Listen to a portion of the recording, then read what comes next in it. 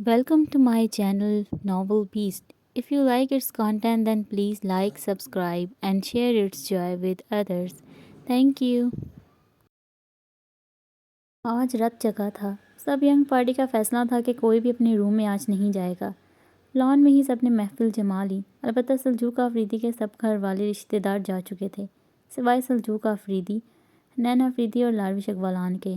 इन्हें इन लोगों ने जाने ही नहीं दिया था। वानिया ने तो कमरे से निकलने का इरादा ही तर्क कर दिया। हसन आफरीदी की नज़रों का सामना नहीं कर सकती थी, और जो आज सबसे बड़ा इंकशाफ इस पर हुआ वो आफरीदी का ज़िंदा होना था। इसने वानिया को बिल्कुल तोड़ फोड़ के रख दिया था। रो रो के आंखें सूज गई थीं, सर दर्द की शिद्दत से फटा जा रहा था। राबे तो घबरा के रह गई। इसको देख कर इसने रात का खाना भी नहीं खाया था। राबे किचन से जाकर गर्म दूध के साथ पेन किलर लेकर आई थी। वो खिला के इसे बेड पर लिटा दिया, मगर ज़ाले इसके पास आई और इसका नाना करते हुए भी इसे अपने साथ ले गई। राबे ने भी मना किया, मगर वो नहीं मानी। राबे पप्पू, ये यूँ कमरे में अकेली पड़ी पड़ी बीमार हो जाएगी, ताज़ी हवा लगेगी तो जल्दी ही सही हो जाएगी। ज़ाले हंसते हुए इसका हाथ घसीटते हुए ले जाने लगी। यार ज़ाले, मेरी तबीयत वाकई बहुत ख़राब है। चिपकी रहो तुम, हाक मज़ा आएगा तुम्हें बना। इसने डपटा। लान में फुल वॉल्यूम में चलने वाले सीडी प्लेयर को ऑफ कर दिया गया था। सबका एक तरफा ख्याल था कि सब खुद ही अलग अलग गाना गाएंगे, अब चाहे सुरीला हो या बेसुरा, मगर गाना बहरहाल होगा। ये तो सबसे पहले खूबसूरत सी आवाज़ से शुरुआत करते हैं, और मैंने सुना है हसन की आवाज़ बहुत अच्छी है, इसलिए हसन आप ही कोई अच्छा सा गीत गाइए। आरफी ने गिटार हसन आफरीदी की तरफ बढ़ाया। वो अचानक इस अफ्तार पर घबरा गया और आरफीन के बड़े हुए हाथ में गिटार को देखा। जी हाँ, आप। आरफीन मुस्कुरा दिया। यार हनी भैया, घबरा क्यों रहे हैं? ये तो आपके बाएं हाथ का खेल है। बराबर में बैठे हनैन आफरीदी ने हौले से सरगोशी की। और मुझे पक्का यकीन है कि ये तुम्हारी ही कारस्तानी है। हसन आफरीदी ने घूर कर इसे देखा। जी बिल्कुल, आप कभी झूठ बोल सकते हैं, वो तो मैं तुम्हें बाद में बताऊंगा। जी तो हजरात, हनी भैया अपनी सुरीली आवाज़ में इस महफिल को चार चांद लगाएंगे। तालियाँ। हनैन आफरीदी ने बहुत रवानी से कहते हुए ताली बजानी शुरू की। वहाँ बैठे सब ने तालियाँ बजाईं, सिवाय सल्जूक के, जिसने बहुत चौंक कर पहले हनैन को देखा, फिर इस शख्स को जिसे हनैन ने जज्बात में हनी भैया कहकर पुकारा था। हसन आफरीदी गिटार थाम चुका था। लोरी आंखें फटती हुई ज़ाले के बराबर में बैठी, नज़र को झुकाए वानिया पर ठहर सी गई थी। वानिया भाभी को बात में देख लीजिएगा, पहले गाना शुरू करें, हनैन ने धीरे से कहा। हसन आफरीदी धमकी भरी नज़रों इस पर डाल कर रह गया। ये सब सल्जूक आफरीदी बगौर देख रहा था और उलझन का शिकार भी था। गिटार पर धुन बजना शुरू हो गई। तेरी कसम हमको तेरी यादें जो आती हैं, हमें हर पल सताती हैं। अब तो नहीं लगता हमारा दिल तुम्हारे बिन, अब हर धड़कन रुलाती है। तुम्हारा साथ अगर मिलता हमें, दिल ना यूँ जलता कि जल जल के हमने रातों में तड़प के बेकरारी में गुजरे हैं वो पल, वो यादें, वो मैं। वानिया ने निहायत चौंक कर हसन आफरीदी को देखा। ये आवाज़, ये अंदाज़, भला वो कैसे भूल सकती थी? ये आवाज़ तो इसके वजूद में, इसके लहू में, एक एक नस में सरायत करती थी। वो ये आवाज़ ज़िंदगी की आखिरी सांस तक नहीं भूल सकती थी। वो यक टक टिकटिकी बांधे बगौर इसे देख रही थी, जिसके हाथ बड़ी महारत से गिटार के तार पर चल रहे थे। गाना ख़त्म हो चुका था। सबकी तालियों की गूंज से लग रहा था कि आवाज़ के साथ गाना बहुत ज़बरदस्त था। हसन आफरीदी ने सबको थैंक्स कहा। वो देखिए वानिया भाभी तो अभी तक आपकी आवाज़ के जादू में खोई हुई हैं, कैसे बिना पलक झपकाए आपको ही देखे जा रही हैं। हन्नैन के कहने पर हसन ने वानिया को देखा। वो मुस्कुराया भी, मगर वहाँ से कोई रिस्पॉन्स नहीं मिला, तो इसने अपनी नज़रों का रुख फेर के गिटार वापस आरफीन को थमा दिया। ज़बरदस्त। आरफीन ने जो खुश होकर तारीफ़ की। थैंक्स। लोरी आंखों की चमक मज़ीद रोशन हो गई। ये तो अब बारी है अपने ज़रमिल की। ज़रमिल। आरफीन ने गिटार ज़रमिल के हाथ में थमा दिया। पागल हो क्या, मैं क्या गाना गाऊंगा? ज़रमिल ने तो तोपों का रुख अपनी तरफ होते देखा तो आरफीन को घूरा। Sorry, rules are rules. और ज़रमिल वो गाना गाएंगे जो वो अक्सर और बेशतर गुनगुनाते हैं। आरफीन ने इसे घेर लिया था। ज़रमिल ज़रमिल, सब ने नारे लगाना शुरू कर दिए थे। ज़रमिल ने सबको देखा। ओके ओके, मगर सिर्फ दो बोल। इसने हार मान ली थी। ज़रमिल की उंगलियां गिटार के तारों पर थिरकने लगी। इसकी आंखों में मरी गई हुई ठंडी रात घूम गई तो होंठों पर दिलफरेब सी मुस्कुराहट रक्स करने लगी।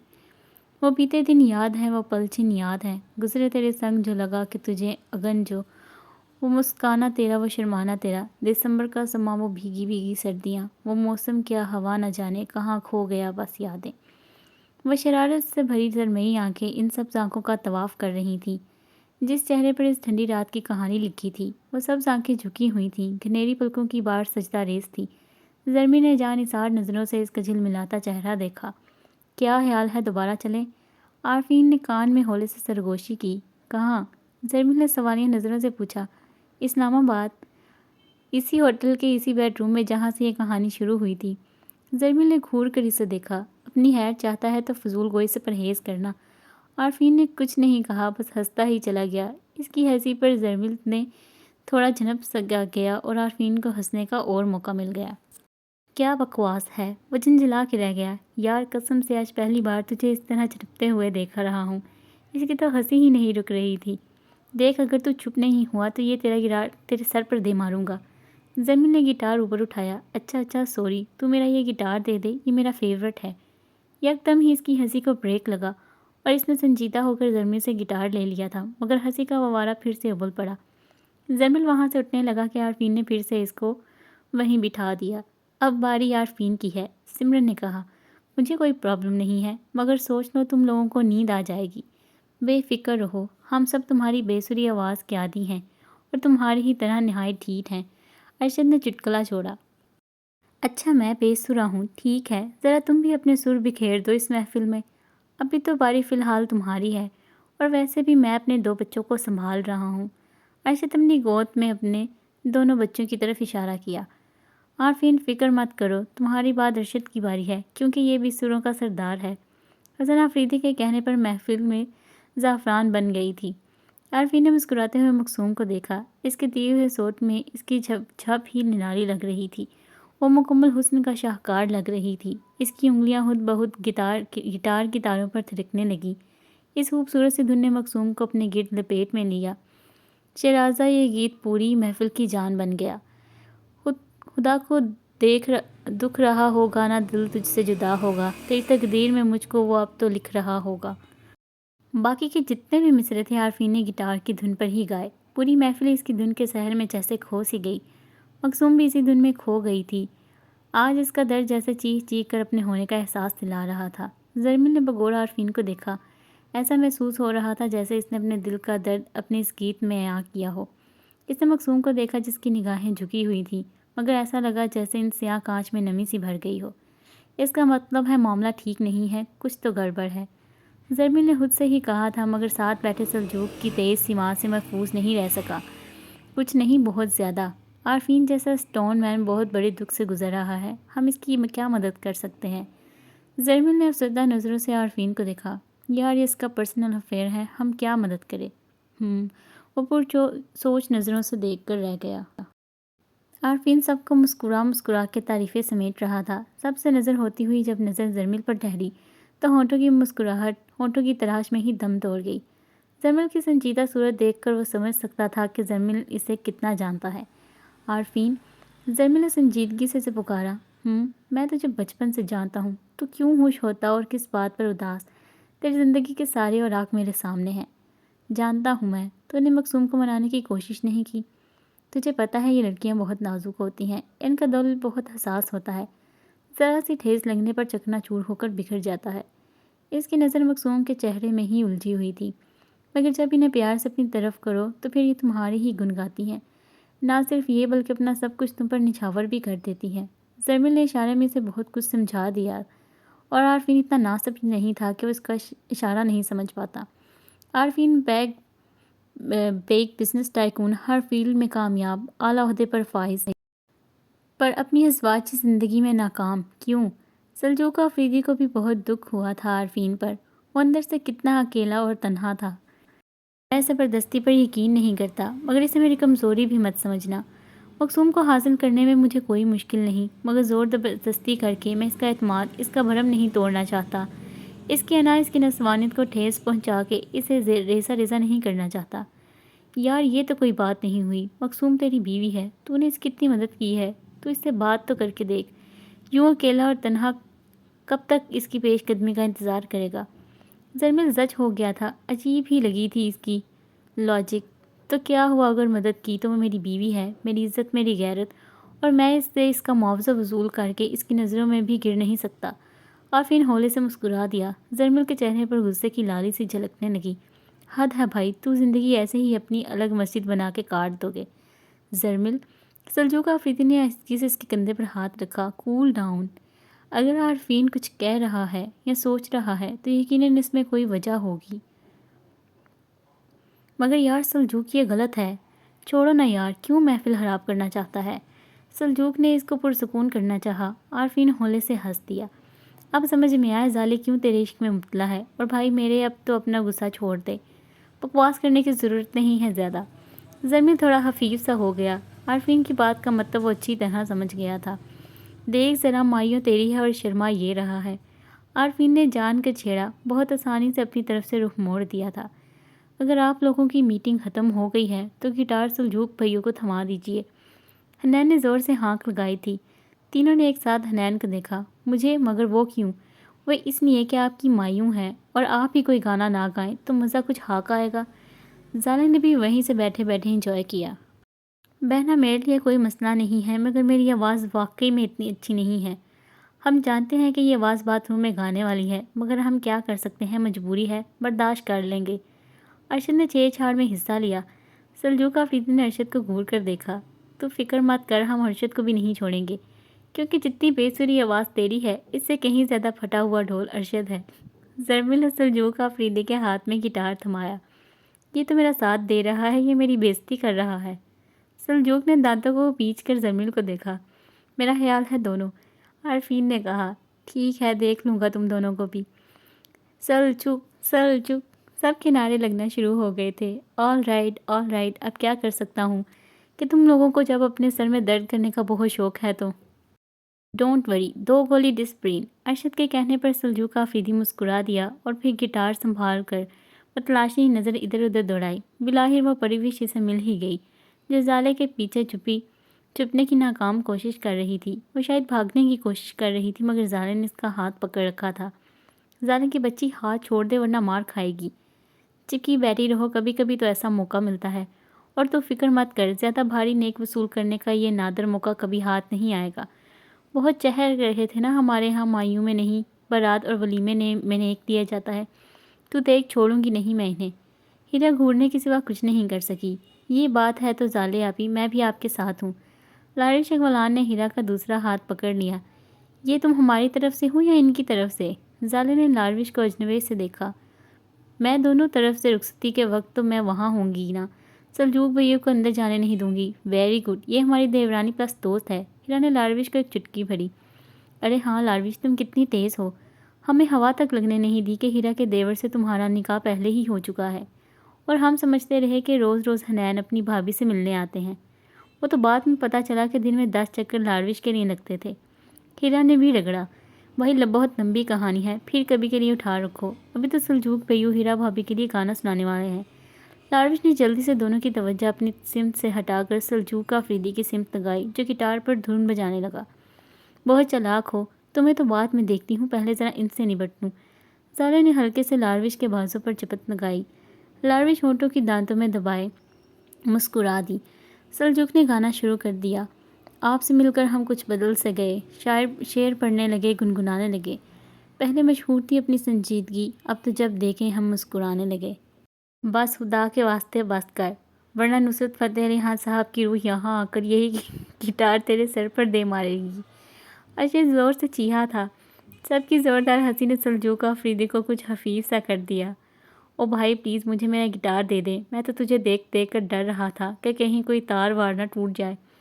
عارفین نے سنجیدگی کی ایکٹنگ کرتے ہوئے سلجوق آفریدی کے ہاتھ سے گٹار لے لیا اور اسے چیک کرنے لگا۔ میرے یار لندن سے منگوایا ہے، ابھی کچھ ماہ پہلے، بہت نزاکت سے چلاتے ہیں اسے، مگر تو اس طرح اسے چلا رہا تھا بارڈر پر ریوالور چلا رہا ہو۔ سلجوق تمہاری آواز تمہاری باتھ روم تک ہی ٹھیک ہے۔ یہ حسن تھا جس نے حنین آفریدی کے ہاتھ پر ہاتھ مار کر ہنستے ہوئے کہا۔ سلجوق، اللہ کا واسطہ ہے یار، میری بہن پر رحم کرنا، کبھی اس کے سامنے گانا گانے مت بیٹھ جانا، وہ تو ویسے ہی بہت ڈرپوک ہے، یا تو رونے لگے گی یا پھر بے ہوش ہو جائے گی۔ زرمل بھی خوب چھیڑ چھاڑ کر رہا تھا۔ سلجوق بھائی، آپ کیپٹن کے عہدے پر ہی پرفیکٹ ہیں، کبھی سنگر بننے کا سوچئے گا بھی مت، ہم تو ڈر رہے تھے خدا نہ خواستہ کہیں آسمان سے بجلی نہ گر جائے۔ زالے نے مذاق کرتے ہوئے سلجوق کو دیکھا۔ ہر کوئی اپنے کمنٹس دے رہا تھا مگر سلجوق کے ماتھے پر معمولی سی بھی شکن نہیں آئی۔ وہ کسی کی بھی بات کا برا نہیں منا رہا تھا۔ ہاں تو کس نے کہا تھا مجھ سے گانے کی فرمائش کرو؟ میں تو منع کر رہا تھا۔ ہمیں اتنا اندازہ تھوڑی ہی تھا کہ ہمارے سر میں درد ہو جائے گا۔ اب کوئی خواتین میں سے ایک جائے اور سب کے لیے اچھی سی چائے بنا کر لائے، عارفین پر مزاح لہجے میں کہتے ہوئے زرمل کو ایک آنکھ دباتے ہوئے سلجوق کو دیکھنے لگا، مگر ساتھ ہی اپنے درد سر کی دہائی بھی دی۔ میں لے کر آتی ہوں سب کے لیے۔ لارویش اپنی جگہ سے اٹھی۔ لارویش اقبالان میرے لیے کچھ کھانے کو بھی لیتی آنا۔ سلجوق بھائیوں کے گانے سن کر میرے پیٹ کے چوہے بھی بریک ڈانس کرنے لگے ہیں۔ حنین آفریدی نے ہانک لگائی۔ لارویش نے پلٹ کر حنین کو گھورا۔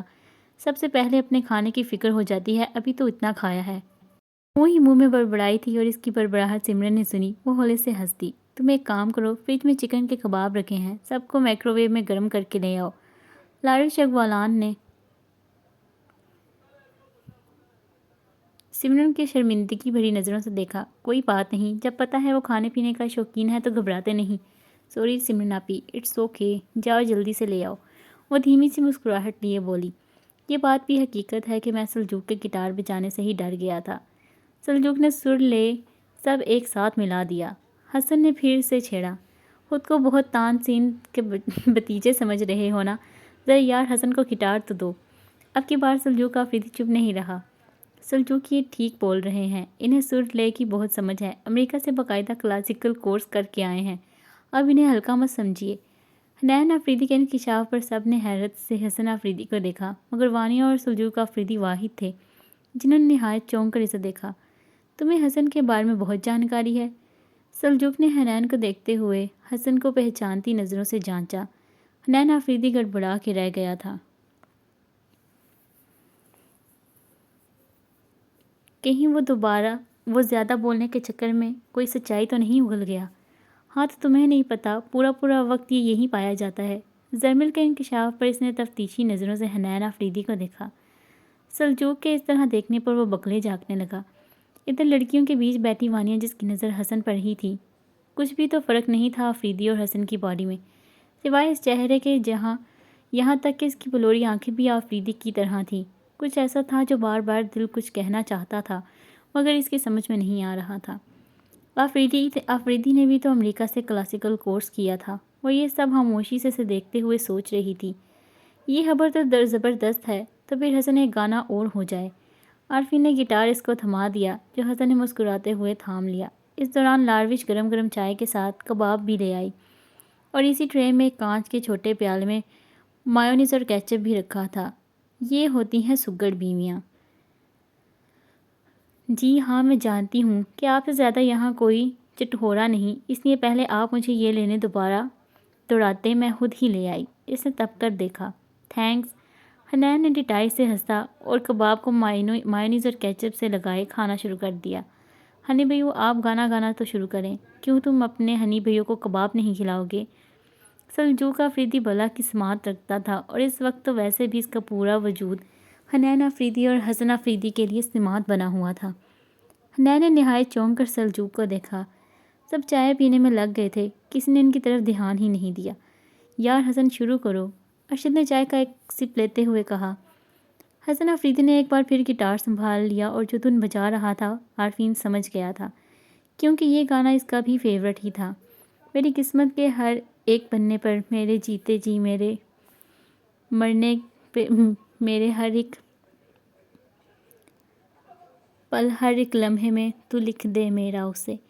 جہاں عارفین نے مسکرا کے وکٹری کا نشان بنایا تھا، وہیں شک کی گھنٹیاں پھر سے بجنا شروع ہو گئی تھیں۔ آہستہ آہستہ اس کے شک و یقین کی زبان مل رہی تھی۔ وانیہ اپنے شک و یقین کو سچ ثابت کرنا چاہتی تھی اور اس کا صرف اب ایک ہی حل تھا۔ سب حسن آفریدی کی خوبصورت آواز میں کھوئے ہوئے تھے، مگر ایک اور شخص تھا جو بغور حسن کو ہی دیکھ رہا تھا۔ وہ تھا سلجوق۔ اس کی بلوری آنکھیں اور حنین کی بلوری آنکھیں ایک جیسی تھیں۔ حنین آفریدی کا حسن آفریدی سے یوں بے تکلف ہو کر بات کرنا اس کا دماغ ٹنکا تھا۔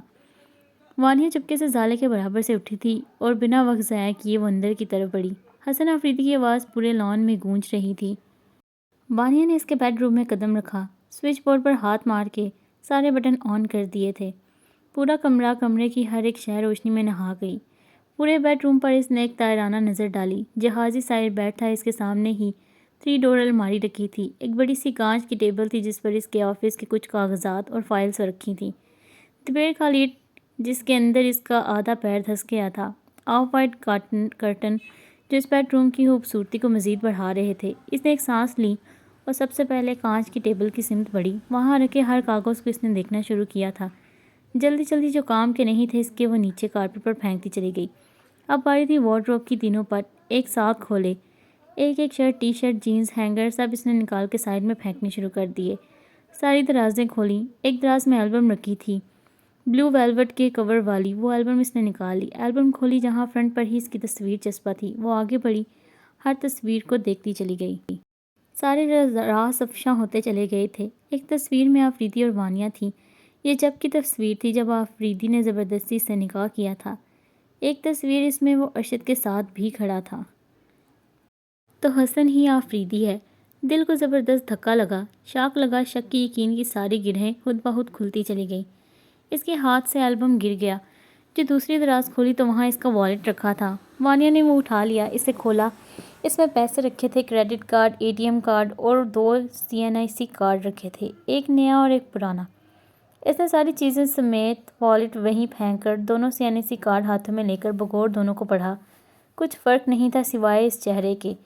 ایک کارڈ اور بھی ملا تھا جس پر موبائل نمبر لکھا تھا۔ ذہن پر زور ڈالا تو یہ وہ نمبر تھا جس پر نوری بار بار فون کرتی تھی اور جب وانیہ وہاں آ جاتی تو فوراً لائن بھی کٹ دیا کرتی۔ اسے نوری پر شک سا ہو گیا تھا جس کا اس نے اظہار بھی کیا۔ اسی شک کو یقین میں بدلنے کے لیے اس نے نوری کا چپکے سے موبائل سے سم کارڈ نکال کر کوئی اور سا لگا دیا تھا۔ اے خدا، جب بنا اس کو میرا ہی بنا۔ وانیہ کی آنکھیں بھیگنے لگی تھیں۔ غم کی شدت سے اس کا چہرہ سرخ ہو گیا تھا۔ دل چاہا کہ خودکشی کر لے۔ حسن آفریدی کی آواز ابھی بھی کانوں کے پردے جیسے پھاڑ رہی تھی۔ وہ چلتی ہوئی لان کی طرف کھلنے والے دروازے کی جانب بڑھی۔ دروازہ کھولا اور ریلنگ کے پاس آ کھڑی ہوئی۔ حسن آفریدی کو دیکھنے لگی۔ عارفین نے حسن سے گٹار مانگا اور ریکویسٹ کی اس کا آخری مصرعہ وہ بھی گائے کیونکہ یہ گانا اس کا بھی فیورٹ ہے۔ عارفین نے وہ گانا میوزک کی دھن پر گنگنایا تھا، صرف اس کی انگلیاں چل رہی تھیں، آنکھیں اور ہونٹ بالکل چپ تھے۔ وانیہ جو سم نوری کے موبائل سے نکال کر اپنے سم میں لگا لی تھی، کبھی موقع ہی نہیں لگا کہ اسے استعمال کرے، نہ ہی کبھی اس پر کسی کی کال آئی، مگر آج شاید وقت آ گیا تھا اس سم کو استعمال کرنے کا۔ وانیہ نے وہ نمبر ڈائل کیا، بیل جا رہی تھی۔ حسن آفریدی نے اپنا موبائل دیکھا، وہاں نوری کا نمبر اسکرین پر جھلملا رہا تھا۔ اس نے اجنبی سے وہ نمبر دیکھا۔ اس نے مجھے کیوں فون کیا؟ وہ صرف سوچ کر رہ گیا۔ بلوری آنکھوں میں سوال ڈول رہا تھا۔ وہ بلوری آنکھیں محفل میں وانیہ کو تلاش کر رہی تھیں مگر وہ یہاں نہیں تھی۔ اس نے ایک سرد سانس لی اور موبائل پھر دیکھا جہاں ابھی بھی کال آ رہی تھی۔ اس نے فون آن کر کے کان سے لگایا۔ ہاں نوری، بولو، کیسے فون کیا؟ لب و لہجے میں بہت بیزاری تھی مگر وہاں سے کچھ نہیں بولا گیا بلکہ لائن کٹ کر دی گئی۔ حسن آفریدی نے موبائل کان سے ہٹا کے عجیب نظروں سے فون کو دیکھا۔ وانیہ نے نمی بھری آنکھوں سے دیکھا۔ ویل ڈن یار، بہت زبردست آواز پائی ہے تم نے۔ سلجوق نے دل کھول کر داد دی تھی بلکہ خوشی سے مسافے کے لیے ہاتھ بھی بڑھایا جو اس نے مسکرا کے تھام لیا۔ خیر بھئیو کس کے ہیں؟ حنین کی زبان پھر پھسلی تھی۔ سلجوق نے پھر چونک کر اسے دیکھا۔ اس نے ایک بات اور نوٹ کی تھی کہ حنین کی طرح حسن آفریدی کی بھی آنکھیں بلوری تھیں۔ موبائل پر پھر سے نوری کا فون آنے لگا۔ حنین آفریدی نے حسن کا فون دیکھا، بیل بج رہی تھی مگر وہ نہیں اٹھا رہا تھا۔ وانیہ پر نظر حنین آفریدی کی ہی پڑی، وہ بھی اچانک۔ وہ حسن آفریدی کے کہنے ہی والا تھا کہ بلکہ سامنے حسن آفریدی کے بیڈ روم میں کھلنے والی بالکنی میں وانیہ کان سے موبائل لگائے حسن آفریدی کو ہی دیکھ رہی تھی۔ ہنی بھئیو، حنین نے دھیرے سے پکارا۔ حسن آفریدی نے اسے دیکھا۔ ادھر دیکھیں۔ حنین کی نظروں کے تعاقب میں حسن نے دیکھا۔ وانیہ اسے ہی ڈبڈبائی آنکھوں سے دیکھ رہی تھی۔ اوہ شٹ! وانیہ نے حسن آفریدی کے اس طرف دیکھنے پر سر کو نفی میں ادھر ادھر ہلایا۔ حسن آفریدی تیزی سے اپنی جگہ سے کھڑا ہوا۔ حسن آفریدی تیزی سے اندر کی سمت بڑھا تھا۔ کہاں جا رہے ہو؟ ارشد نے اس کی جلد بازی نوٹ کی۔ کہیں نہیں، بس ابھی آتا ہوں۔ وہ پھر رکا نہیں۔ یا اللہ ان دونوں کے بیچ سب کچھ صحیح ہو جائے۔ حنین کے دھیرے سے بولنے پر سلجوق نے پھر اسے چونک کر دیکھا اور پھر اندر بڑھتے حسن کو۔ حسن آفریدی تیزی سے تقریباً بھاگتا ہوا 2-3 سیڑھیاں ایک ساتھ پھلانگتا ہوا اپنے بیڈ روم میں پہنچا اور اس کا سوچنا درست تھا۔ وانیہ اس کے آنے سے پہلے ہی بھاگنے کے لیے پر توڑ رہی تھی۔ حسن دروازہ کھول کر جیسے ہی اندر داخل ہوا، وانیہ تیزی سے پیچھے ہٹی۔ حسن افریدی نے اپنا اس قدر پھیلا ہوا بیڈ روم دیکھا جہاں ایک بھوچال سا آیا ہوا تھا۔ ایسا لگ رہا تھا جیسے کوئی آندھی طوفان یہاں سے آ کر گزرا ہو۔ اس کے بیڈ روم کی کوئی ایسی چیز نہیں تھی جو اپنی جگہ پر موجود ہو۔ ٹیبل سے اس کی ساری ضروری فائلز، کاغذات نیچے کارپٹ پہ بکھرے پڑے تھے۔ وارڈروب سے سارے طے شدہ کپڑے ہینگر میں لٹکے اس کی ٹی شرٹ، شرٹس سب نیچے بے دردی سے پھینکے گئے تھے۔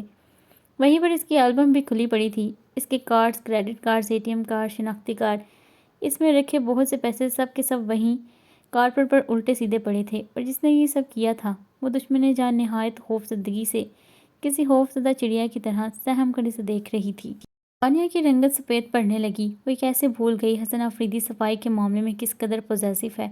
اسے معمولی سی بھی کمرے کی کسی شے پر دھول پسند نہیں، اس کو پھیلا ہوا کمرہ پسند نہیں، یہ سب اسے وہ پہلے ہی باور کروا چکا تھا۔ مگر افریدی کے چہرے پر معمولی سا بھی غصے کا شائبہ تک نہیں۔ وہ اس کو مزید خوفزدہ ہراساں کر کے مزید خود کا نقصان نہیں کرنا چاہتا تھا۔ حسن نے بغور اس کا بھیگا چہرہ دیکھا۔ اتنا بڑا دھوکہ! خوف و ڈر کی وجہ سے اس سے بولا بھی نہیں جا رہا تھا۔ وانی میری بات سنو، خبردار میرے قریب مت آئیے گا۔ آپ نے میری زندگی کو مذاق بنا دیا ہے، میں آپ کو کبھی معاف نہیں کروں گی۔ ایک نین کٹورے سے مسلسل آنسو بہہ رہے تھے جن سے حسن افریدی کو بہت تکلیف ہو رہی تھی۔ وانیہ کے ڈر و خوف میں تھوڑی سی ہمت پیدا ہوئی۔ وانیہ جان، مجھے اپنی صفائی میں کچھ بولنے تو دو۔ وہ ایک ہی قدم میں اس تک پہنچا اور نرمی سے کہتے ہوئے اس کے دونوں ہاتھ تھام لیے تھے۔ خاموش ہو جائیے، نہیں سننی مجھے آپ کی کوئی بھی بات، اور نہ ہی مجھے آپ مجھے ان بےہودہ الفاظ سے پکاریے۔ وانیہ نے نہایت بے دردی سے اس کے دونوں ہاتھوں کو جھٹک دیے اور مزید اس سے دور ہٹی۔ اوکے، مگر تمہیں میری بات سننی ہوگی۔ وانیہ اس وقت زخمی ہرنی بنی ہوئی تھی، نہ ہی تو حسن افریدی کو کچھ کہنے دے رہی تھی اور نہ ہی اپنے قریب آنے دے رہی تھی۔ وہ جھنجھلا گیا، وانیہ اسٹاپ اٹ! بالآخر حسن افریدی کے چہرے پر غصہ در آیا۔ وانیہ ایک دم سب رونا دھونا بھول کر ساکت اور جامد ہو گئی۔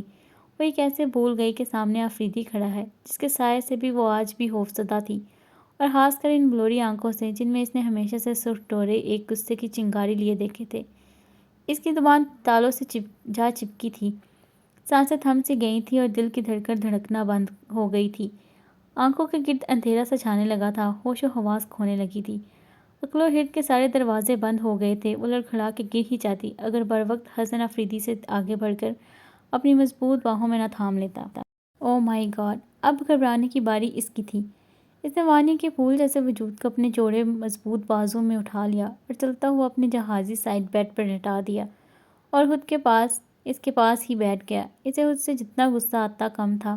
وہ اچھی طرح جانتا تھا کہ وانیہ اس کے سائے سے بھی کس قدر خوفزدہ ہے، اور وہ رات بھلا وہ کیسے سکتا ہے جو وانیہ کے ڈر و خوف کے تابوت میں آخری کیل تھی۔ وہ آرام سے اس پر جھکا۔ وانیہ! حسن افریدی نے اس کے رخسار پر اپنی ہتھیلی پھیری۔ وانیہ نے اتنی زور سے آنکھیں میچ رکھی تھیں جیسے اب کبھی نہیں کھلیں گی۔ حسن نے بغور اس کا چہرہ دیکھا۔ اس چہرے سے بارہا اس نے شدید نفرت کی تھی، حالانکہ یہ چہرہ شیلا افریدی سے کتنا شباہت رکھتا تھا۔ ریحان شیخ نے جو کچھ کیا اس سے کہیں زیادہ حساب وہ اس وجود سے سود سمیت وصول کر چکا تھا کہ اس کے جسم کے ساتھ ساتھ روح بھی گھائل ہو گئی تھی۔ اس کا روح زخمی ہو گیا تھا۔ اس کا نفس، اس کی نسوانیت، اس کا اعتماد، انا سب کانچ کے ٹکڑوں کی طرح ریزہ ریزہ ہو کر بکھر گیا تھا۔ مگر جو بھی کیا، جیسا بھی سلوک و برتاؤ اس نے وانیہ کے ساتھ کیا، یہ بھی حقیقت تھی کہ وہ اس چہرے سے بے پناہ پیار کرتا تھا، اس کے وجود کے بغیر رہ نہیں سکتا۔ اس کا پیار، اس کی محبت وانیہ کے لیے عشق میں، جنون میں کا بدلہ وہ نہیں جانتا۔ وہ بغور اس کا ایک ایک نقش تکنے لگا اور نگاہ بھٹکتی ہوئی اس کی سفید صاف و شفاف سراہی دار گردن پہ بڑے تل پر ٹھہری۔ وہ خود اپنی بے قراری کو روک نہیں سکا، تا دیر اپنے جذبات پر بند نہیں باندھ سکا۔ وہ جھکتا چلا گیا اور اس کی صاف و شفاف سراہی دار گردن اپنے عشق جنون کی مہر ثابت کرتا چلا گیا۔ وانیہ کی آنکھ کسی احساس کے تحت کھلی۔ پہلے تو کچھ سمجھ میں نہیں آیا، مگر سوتے منجمد اعصاب جاگے تو محسوس ہوا حسن اس پر جھکا ہوا ہے۔ خود پر جھکے حسن کے دونوں چوڑے کندھوں پر ہاتھ رکھ کے پوری طاقت سے اس نے اس کو الگ کیا اور تیزی سے اٹھی۔ دوسری سائڈ سے بھاگنے لگی کہ حسن نے اس سے زیادہ تیزی سے وانیہ کا بازو تھام کر اپنی سمت کھینچا کہ وہ مکمل اس کے حصار میں قید ہو گئی۔ وانیہ کے چہرے پر ڈر و خوف واضح پڑا جا سکتا تھا۔ اس طرح اگر مجھ سے ڈرتی رہو گی تو میری بات کیسے سنو گی؟ اس نے اپنی چمکتی ہوئی بلوری آنکھیں وانیہ کی سہمی سہمی آنکھوں میں ڈال دیں۔ مجھے کچھ نہیں سننا، آپ مجھے جانے دیں۔ ان سہمی سہمی خوفزدہ آنکھوں سے چند موتی ٹوٹنے لگے تھے اور اس سے بہنے کہ وہ اپنا اصل کھوتے۔ حسن نے جھک کر اس کی پلکوں پر اپنے لب رکھ دیے تھے۔ اب مت رونا۔ وانیہ کی آنکھیں حسن کی جسارت پر پھٹی کی پھٹی رہ گئیں۔ اتنا تو وہ جان ہی گئی تھی کہ اب کسی بھی قسم کی کوئی بھی مذمت کرنا بیکار ہے۔ اس نے پھر ایسی کوشش نہیں کی، خاموشی سے اس کی بات سننے میں ہی بھلائی تھی۔ حسن کو جب یقین ہو گیا کہ وانیہ اس کی بات سننے کو راضی ہو گئی ہے تو اس نے اپنی گرفت کے حصار سے اسے آزاد کیا، مگر اس کا نازک ہاتھ ہنہوز اس کی مضبوط مٹھی میں قید تھا۔ تمہارے جانے کے بعد شیلا پھپھو نے بھی میرا ساتھ چھوڑ دیا۔ جب میں نے انہیں بتایا کہ میں نے آپ کا بدلہ ریحان شیخ کی بیٹی سے لیا ہے تو ان کی آنکھیں خود ایک عرصے سے خشک تھیں، پتھرا گئی تھیں، جانے کہاں سے ان آنکھوں میں ایک سمندر آ ٹھہرا جو مضبوط بند توڑ کر انہیں ہی نہیں میری تم سے شدید نفرت بھی اپنے ساتھ بہا لے گیا۔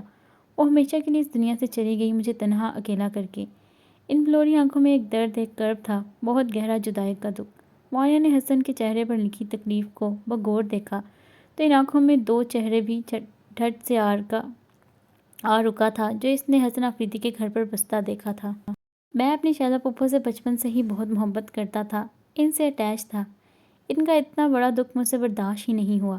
10 سال کی عمر سے ہی میں نے تہیہ کر لیا تھا کہ میری زندگی کا صرف ایک ہی مقصد ہے، ریحان شیخ کی ہر طرح سے بربادی، اور میں اپنے مضبوط ارادوں اور مقصد میں کامیاب بھی ہو گیا۔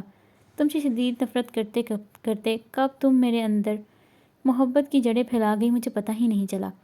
اس نے محبت اور چاہت سے وانیہ کو دیکھا۔ وانیہ جب غور اس کا چہرہ تک رہی تھی، اس کے یوں چاہت بھری نظروں سے دیکھنے پر بری طرح جھنپ کے رہ گئی۔ حیا سے پلکوں کی باڑ گر گئی۔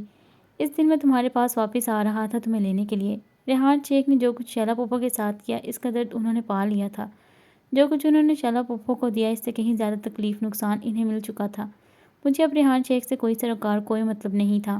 میں نے تم سے نکاح کیا تھا، تم میری بیوی تھی، اس لیے میں نے سوچ لیا تھا کہ میں تمہیں لے کر ہمیشہ کے لیے یہاں سے، اس ملک کو چھوڑ کے چلا جاؤں گا، جہاں صرف میں اور تم اپنی الگ دنیا بسا کر رہیں گے، جہاں دکھ و درد کا معمولی سا بھی شائبہ تک نہیں ہوگا۔ اس حادثے نے سب کچھ ختم کر دیا۔ میں جب گاڑی میں تھا، اس گاڑی میں پہلے سے بم لگایا گیا تھا جس کا ریموٹ کنٹرول ریحان شیخ کے ہاتھ میں تھا۔ ریحان شیخ نے بٹن دبا دیا اور وہ گاڑی بلاسٹ ہو گئی۔ یہ میری خوش قسمتی تھی کہ گاڑی بلاسٹ ہوتے ہی میں ونڈ اسکرین سے اچھل کر دور جا گرا۔ ریحان شیخ نے ہی جانتا تھا کہ میں اچھل کر گاڑی سے نکل کر باہر جا گرا ہوں، ورنہ ریحان شیخ مجھے اس طرح کبھی نہیں چھوڑتا۔ اس کا پورا پلان تھا کہ وہ مجھے آج ختم ہی کر دے گا، مگر گاڑی کی شیشوں کی کرچیوں سے میرا وجود زخمی ہو گیا، اور سب سے بڑا نقصان ہوا وہ میرا چہرہ تھا۔ میرا پورا چہرہ مسیح ہو گیا۔ اس وقت میں نے اس قدر تکلیف برداشت کی تھی کہ شاید ہی زندگی میں کبھی اتنی تکلیف سہی ہو۔ ریحان شیخ تو اپنا کام کر کے کب کا جا چکا تھا، مگر میں دور ایسے ہی زخمی لہو لہان سا روڈ پر پڑا تھا۔ کچھ لوگوں نے اٹھا کر مجھے قریبی اسپتال میں پہنچایا۔ ڈاکٹرز کے بھی میری ایسی کنڈیشن دیکھ کر رونگٹے کھڑے ہو گئے۔ میں نے صرف اتنی ہمت کی کہ ڈاکٹر سے کہہ کر اپنی جگری دوست ارشد کو فون کروا دیا۔ ارشد ایک کال پر پہلی فلائٹ سے ہی اسلام آباد پہنچا۔ او مائی گاڈ حسن، یہ کیا ہوا ہے؟ کس نے کیا ہے تمہارے ساتھ اس طرح؟ ارشد کی آنکھوں میں دکھ الکورے لے رہا تھا۔ حسن کی تکلیف اسے اندر تک محسوس ہوئی تھی۔ یار تم بس میرا علاج کروا دو، یہ چند جملے بامشکل تکلیف کی شدت سے اس کے منہ سے نکلے تھے۔ چہرے کی پوری کھال جھلس کے رہ گئی تھی، سوائے ان بلوری آنکھوں کے۔ چہرے کا ہر نقش جل کے راکھ ہو گیا تھا۔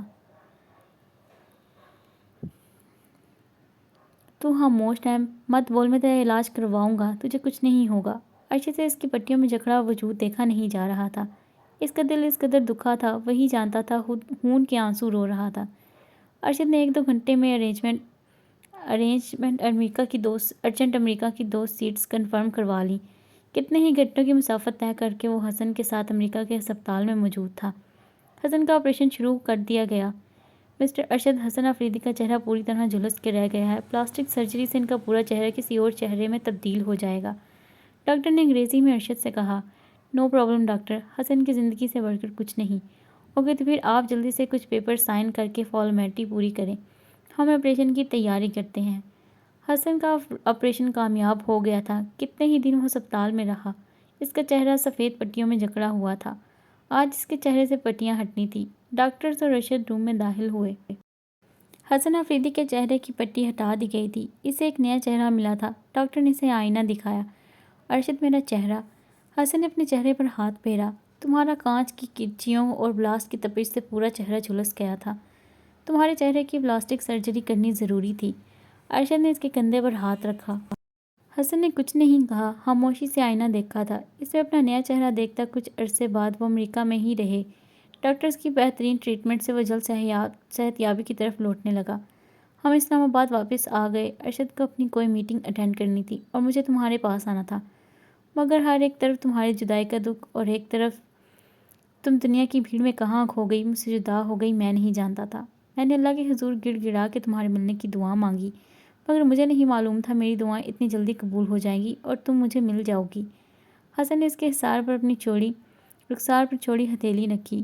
ارشد مجھے زبردستی اپنے گھر لے آیا۔ میں یہاں قطعی نہیں آنا چاہتا تھا، مگر اب سوچتا ہوں اچھا ہوا ارشد کی بات مان لی۔ ارشد میرا جگری دوست ہے، میری زندگی کے ہر اوراق سے وہ واقف ہے، سوائے اس کے جو لڑکی میری زندگی میں ہے وہ تم ہو اور اس گھر میں موجود ہو۔ جب میں نے پہلی بار تمہیں دیکھا تو مجھے یقین ہی نہیں آیا کہ قدرت مجھ پر یوں بھی مہربان ہو سکتی ہے۔ وہ ہولے سے مسکرا دیا تھا۔ تم مجھے یوں اتنی آسانی سے مل جاؤ گی میرے وہم و گمان میں بھی نہیں تھا۔ جبھی تو اس رات میں خود کو روک ہی نہیں سکا اور تمہارے پاس تمہارے بیڈ روم میں چلا آیا۔ وانیہ کو پچھلے ماہ کی وہ گزری رات یاد آئی جس نے بھیانک خواب سمجھ کر جھٹک دیا۔ اس کا مطلب ہے وہ سب حقیقت تھا۔ اس دن حسن نے جو کچھ اس کے ساتھ کیا وہ سچ تھا۔ وانیہ پرسوچ نظروں سے حسن آفریدی کو دیکھنے لگی۔ کچھ بولو گی نہیں؟ حسن نے اس کی پرسوچ آنکھوں میں اپنی بلوری آنکھیں گاڑ دیں۔ وانیہ نے اس کے دیکھنے پر آنکھیں جھکا لیں۔ ہسپتال سے ڈسچارج ہونے کے بعد بابا مجھے لندن لے گئے تھے تاکہ میرے پاؤں کا آپریشن کروائیں۔ میں ان کے ساتھ جانے کو راضی ہو گئی۔ اس شہر میں اب میرا دل بالکل نہیں لگتا۔ میں اپنی زندگی سے بیزار ہو گئی تھی، چھٹکارا چاہتی تھی، آپ سے آپ کی یادوں کو بھولنا چاہتی تھی، اس حادثے کو اپنے دل و دماغ سے چھپا ہر نقش کو مٹانا چاہتی تھی۔ میں لندن چلی گئی جہاں سب سے پہلے میرا آپریشن ہوا۔ اللہ کے فضل و کرم سے وہ کامیاب ہو گیا۔ میں بابا کے کزن کے گھر آ گئی۔ کچھ ماہ بعد انہوں نے مجھے موبائل میں وہ ویڈیو کلپ دکھائے جس سے پل بھر میں بری طرح چکرا کے رہ گئی۔ ایسا لگا پورا آسمان میرے سر پر آ گرا ہو۔ ان آنکھوں سے وہ لمحہ یاد کر کے چند موتی ٹوٹے تھے۔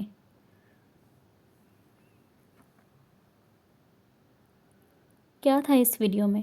آپ؟ اس نے بھیگی بھیگی آنکھوں سے حسن کو دیکھا۔ میں؟ جی اس ویڈیو میں جس گاڑی میں آپ کار پارکنگ کی طرف لے جا رہے تھے کہ وہ اچانک بم سے بلاسٹ ہو گئی۔ بابا یہ کیا ہے؟ وانی کی زبان لڑکھڑا کے رہ گئی۔ وہ ایک پل میں چکرا کے رہ گئی۔ وانی بیٹا یہ آفریدی ہے جس کی بدولت آپ نے بہت سی تکلیفیں سہیں، درد برداشت کیے، آپ کی زندگی، آپ کا چین سکون سب برباد ہو گیا، اور یہ سب جس کی وجہ سے ہوا، میں نے اسے جان سے مار دیا، اس دنیا سے اس کا وجود مٹا دیا۔ نہیں بابا یہ غلط ہے، آپ کو ایسا نہیں کرنا چاہیے تھا۔ میں آفریدی سے دور جانا چاہتی تھی، اسے سائے سے چھٹکارا چاہتی تھی، مگر بابا یہ بھی حقیقت ہے، میں کسی کی جان نہیں لینا چاہتی۔ میری جان یہ کسی کی نہیں آفریدی کی ہے، وہی آفریدی جس نے لمحہ لمحہ آپ کو اذیت میں رکھا، آپ کو آپ کے سائے تک سے خوف زدہ رکھا، راتوں کو ڈر ڈر کر اٹھنا، چیخنا چلانا، یہ سب کس کی وجہ سے تھا؟ آفریدی کی وجہ سے۔ اور اگر آج میں نے آپ کی بدلہ پورا لے لیا تو آپ کو خوش ہونا چاہیے، اور پھر یہی تو نہیں، اس نے ہمیں مالی حالات سے بھی تو کنگال کر دیا، میرا پورا بزنس، میری فیکٹری سب برباد کر دیا۔ تو بابا اگر آفریدی نے ایسا کیا تو کیوں؟ اس کی وجہ کیا تھی؟ کیا مطلب؟ انہوں نے سوالیہ نظروں سے دیکھا۔ شیلا آفریدی، انہوں نے دھیرے سے یہ نام پکارا تھا۔ ریحان آفریدی کے نگاہ چرانے لگے۔ نظر چرانے سے حقیقت نہیں بدل جائے گی بابا۔ اس نے ریحان شیخ کو نظر چراتے ہوئے دیکھ لیا۔ بابا آفریدی نے میرے جسم ہی نہیں میری روح تک زخمی کر دی، میں اسے بھی نظریں ملانے کے قابل نہیں رہی، مگر آپ سے جو دکھ مجھے ملا ہے وہ آفریدی کے دیے گئے درد اور زخم سے بہت بڑا ہے۔ دل سے خود کے لیے یہی دعا نکل رہی ہے کہ مجھے اللہ بھی شیلا آفریدی کی طرح یا اس سے زیادہ درد دے، یا ایسی دردناک موت دے کہ دوسروں کے لیے عبرت کا نشان بن جائے۔